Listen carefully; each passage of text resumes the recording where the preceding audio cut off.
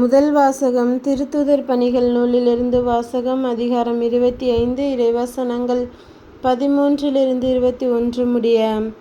சில நாள்களுக்குப் பின் அகிரிப்பா அரசனும் பெர்னிக்கியாவும் பெஸ்தை சந்திக்க செசரியா வந்தனர். அவர்கள் பல நாள்கள் அங்கு தங்கியிருந்தபோது பெஸ்து பவுலுக்கு எதிரான வழக்கை அரசனிடம் எடுத்து கூறினார். பெலிக்சு கைதியாக விட்டு சென்ற ஒரு மனிதர் இங்கு இருக்கிறார். நான் எருசலேமில் இருந்தபோது தலைமை குருக்களும் யூதரின் மூப்பர்களும் அவரை பற்றிய வழக்கை என்னிடம் தெரிவித்து அவருக்கு எதிராக தீர்ப்பளிக்க வேண்டும் என்று கேட்டுக்கொண்டார்கள். நான் அவர்களை பார்த்து, குற்றம் சாட்டப்பட்டவர் எவரும் குற்றம் சாட்டியவருக்கு முன் நின்று தம் மீது சுமத்தப்பட்ட குற்றத்தை பற்றி விளக்குவதற்கான வாய்ப்பை பெற வேண்டும். அதற்கு முன் அவருக்கு தீர்ப்பு அளிப்பது உரோமையரின் வழக்கம் அல்ல என்று கூறினேன். எனவே அவர்கள் இங்கே வந்தபோது சற்றும் காலம் தாழ்த்தாமல் மறுநாளிலேயே நான் நடுவர் இருக்கையில் அமர்ந்து அவரை என்னிடம் கூட்டிக் கொண்டு வருமாறு ஆணை பிறப்பித்தேன். குற்றம் சுமத்தியவர்கள் எழுந்து பேசியபோது நான் நினைத்திருந்த கொடிய குற்றம் எதுவும் அவர் மீது சுமத்தவில்லை. அவர்கள் அவருக்கு எதிராக சொன்னதெல்லாம் தங்கள் சமயத்திலுள்ள சில கருத்து வேறுபாடுகளாகத்தான் இருந்தன. இறந்து போன இயேசு என்னும் ஒருவரை பற்றியும் அவர்கள் பேசினார்கள்.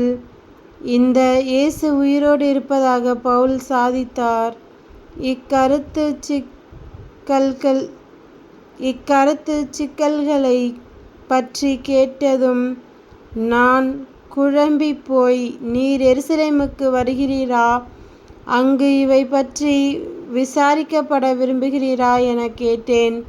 பவுல், பேரரசே, விசாரித்து தீர்ப்பளிக்கும் வரை தம்மை காவலில் வைக்க வேண்டும் என்று கேட்டுக்கொண்டார். ஆதலால் இவரை சீசரிடம் அனுப்பும் வரை காவலில் வைக்குமாறு ஆணை பிறப்பித்தேன்.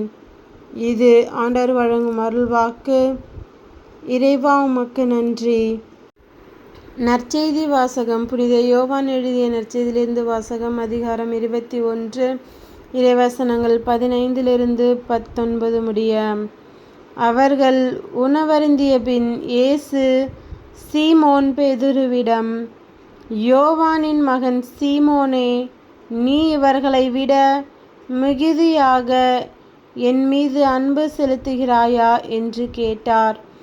அவர் இயேசுவிடம், ஆம் ஆண்டவரே, எனக்கு உம்மிடம் அன்பு உண்டு என உமக்கு தெரியுமே என்றார். இயேசு அவரிடம், என் ஆட்டுக்குட்டிகளை பேணி வளர் என்றார். இரண்டாம் முறையாக இயேசு அவரிடம், யோவானின் மகன் சீமோனே, நீ என் மீது அன்பு செலுத்துகிறாயா என்று கேட்டார். அவர் இயேசுவிடம், ஆம் ஆண்டவரே, எனக்கு உம்மிடம் அன்பு உண்டு என உமக்கு தெரியுமே என்றார். இயேசு அவரிடம், என் ஆடுகளை மேய் என்றார். மூன்றாம் முறையாக இயேசு அவரிடம், யோவானின் மகன் சீமோனே, உனக்கு என்னிடம் அன்பு உண்டா என்று கேட்டார்.